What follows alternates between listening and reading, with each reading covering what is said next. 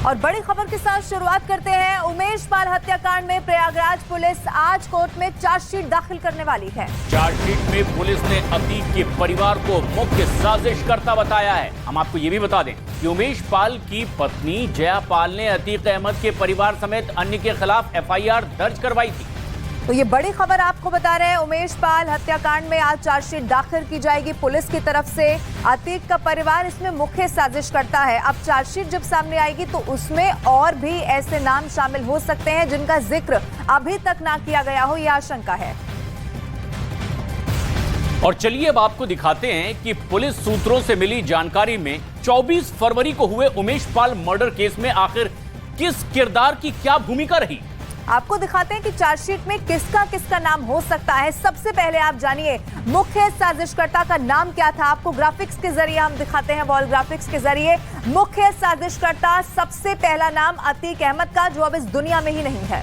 Umesh Pal murder case में जो chargesheet दाखिल होने वाली है, मुख्य साजिशकर्ता के तौर पर अतीक अहमद, अशरफ अहमद अतीक का भाई, और उसके साथ अतीक के बेटे और साथ ही पत्नी शाइस्ता परवीन, यानी कि अतीक का पूरा परिवार मुख्य साजिशकर्ता माना गया। इसके अलावा देखिए शूटर के भी नाम जो सामने आए, उसमें चार्जशीट में नाम हो सकता है। सबसे पहले शूटर साबे और उसके बाद शूटर अरबान का भी इसका नाम इसमें शामिल हो सकता है। यानी उमेश पाल मर्डर केस को अंजाम तक पहुंचाने के लिए जिन शूटर्स का इस्तेमाल किया गया उसकी भी फेहरिस्त और उनके नाम चार्जशीट में हो सकते हैं। साबिर अरमान मोहम्मद गुलाम के अलावा गुड्डू मुस्लिम, जो लगातार फरार चल रहा है, दबिश दी जा रही है और माना जा रहा है कि बहुत जल्द ये भी पुलिस की गिरफ्त में होगा। इसके अलावा देखिए साजिशकर्ता कौन कौन थे जिनका नाम इसमें सामने आया। सदाकत अखलाक, ये वो नाम जो सामने है। इसके अलावा आयशा नूरी, जिसे भी पकड़ने की कोशिश लगातार की जा रही है। ये वो तमाम नाम है जो चार्जशीट में दाखिल होंगे।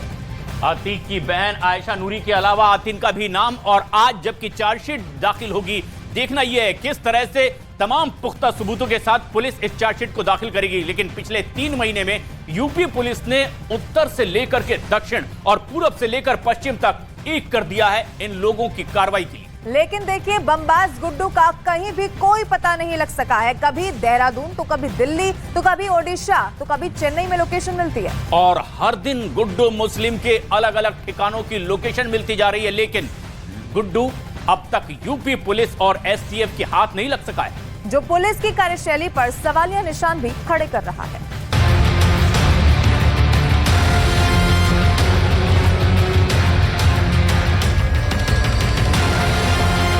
उमेश पाल की हत्या के 3 महीने बाद भी यूपी पुलिस और एसटीएफ को जिसकी तलाश है वो है नाम गुड्डू मुस्लिम। उमेश पाल की हत्या के वक्त बेखौफ बम बरसाते गुड्डू के स्टाइल से हर कोई हैरान था। गुड्डू की तलाश में पुलिस ने प्रयागराज से लेकर देहरादून तक दबिश दी, लेकिन उसका कहीं भी कोई सुराग नहीं मिला। 1992 में गुड्डू मुस्लिम ने अपराध की दुनिया में कदम रखा। 1993 में गुड्डू मुस्लिम ने पहली हत्या की वारदात को बम फेंककर अंजाम दिया और फिर गुड्डू मुस्लिम ने कभी पीछे मुड़कर नहीं देखा। गुड्डू मुस्लिम सबसे पहले उस वक्त चर्चा में आया जब उसने इटावा में एक कैदी को पुलिस कस्टडी के दौरान बम फेंककर मारने की कोशिश की थी। उमेश पाल हत्याकांड में अतीक के परिवार के बाद जिस नाम की सबसे ज्यादा चर्चा है वो गुड्डू मुस्लिम ही है, जिसने अपनी पहचान बंदूक या दबंगाई से नहीं बल्कि बमबाजी से बनाई थी। प्रयागराज के शिवकुटी का रहने वाला गुड्डू बमबाज इस वक्त एसटीएफ की हिट लिस्ट में सबसे ऊपर है। बिल्कुल महारत हासिल थी। जेब में मटेरियल रखता था, सुतली रखता था, और गाड़ी में बैठा हुआ है या पैदल भाग रहा है, चलते चलते वो बम लपेट लेता था, मार देता था, निकल जाता था। उमेश पाल की हत्या के बाद से गुड्डू मुस्लिम की तलाश में यूपी एसटीएफ देश भर में छापेमारी कर रही है, लेकिन अब तक गुड्डू मुस्लिम का कोई सुराग नहीं लग सका, जो इशारा कर रहा है कि गुड्डू मुस्लिम बेहद ही शातिर है। पुलिस सूत्रों के हवाले से खबर है कि उमेश पाल की हत्या के बाद गुड्डू मुस्लिम झांसी में कुछ दिन रुका, फिर मेरठ की तरफ गया, वहां से दिल्ली चला गया, एसटीएफ का शिकंजा कसता देख जयपुर भाग गया और फिर वहां से उदयपुर चला गया। कुछ दिन बाद हरियाणा और फिर छत्तीसगढ़ भी गया। बाद में गोवा में भी कुछ दिन बिताए। इतना ही नहीं, बिहार के भागलपुर, पश्चिम बंगाल के मुर्शिदाबाद, उड़ीसा और चेन्नई भागकर रहने की भी खबर है। गिरफ्तारी से बचने के लिए गुड्डू मुस्लिम ने हुलिया भी बदला। पहचान भी बदली और लोकेशन भी, लेकिन पुलिस का दावा है कि गुड्डू चाहे जितनी कोशिश कर ले, जल्द सलाखों के पीछे होगा। गुड्डू मुस्लिम को बमबाज गुड्डू कहकर बुलाया जाता है। गुड्डू मुस्लिम स्कूली दिनों से ही लूट, अवैध कारोबार जैसे अपराध में शामिल था।